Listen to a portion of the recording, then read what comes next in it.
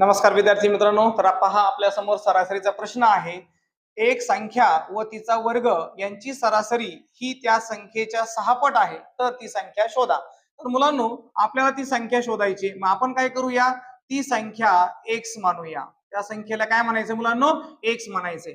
त्यानंतर तिचा वर्ग पण सांगितलाय मुलांनो. मग तिचा वर्ग काय होईल, तर वर्ग म्हणजे काय असतं, दिलेल्या संख्येचा 2 वेळा गुणाकार. मग x गुणिले x केलं तर त्या ठिकाणी काय होईल, x चा वर्ग, त्या संख्येचा वर्ग आपल्याला x वर्ग मिळेल.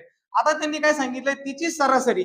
आता सरासरी म्हणजे काय असतं, दिलेल्या सर्व संख्यांची बेरीज भागिले एकूण संख्या.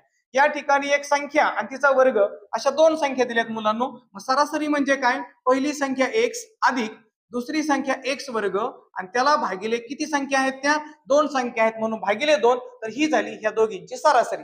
तर पुढे असं सांगितलंय, यांची जी सरासरी आहे ही म्हणजे काय मुलांनो, बरोबर त्या संख्येच्या म्हणजे कोणाच्या, एक्सच्या.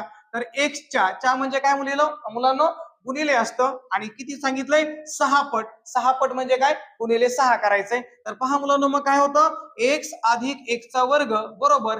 आता 6 गुणिले एक्स केलं तर किती होईल, 6x होईल. आणि हा जो भागिले 2 आहे तिकडे गेल्यावर गुणिले, म्हणजे 6 दुने 12 आणि त्याला मल्टिप्लाय बाय काय मुलांनो, एक्स, म्हणजे 12x मिळेल. तर आता काय करायचं पहा, एक्स कडे आपण एक्स घेऊया, म्हणजे एक्सचा वर्ग बरोबर हा जो अधिक एक्स आहे तिकडे गेल्यावर मायनस होईल. 12 मधून हा एक एक्स गेला मुलांनो, त्या ठिकाणी 11x शिल्लक राहील.